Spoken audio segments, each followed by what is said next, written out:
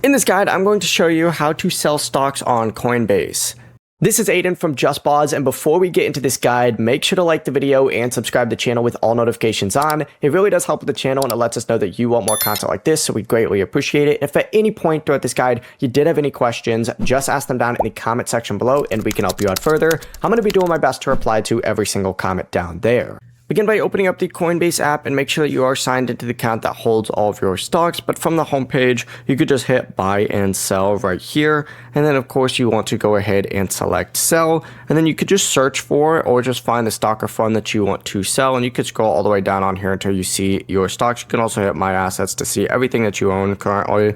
Just open up the order, type, and then of course go ahead and bring down the drop down. You could either use quick sell or sell at the available market price or limit order to choose the minimum price that you're willing to accept. Enter in your dollar amount for the number of shares that you want to sell, and for a limit order, make sure you also enter in your limit price. Make sure you do verify where the proceeds are going to be deposited, and then just tap review order, and then you can check the stock, number of shares, estimated proceeds, and any other details that you need be.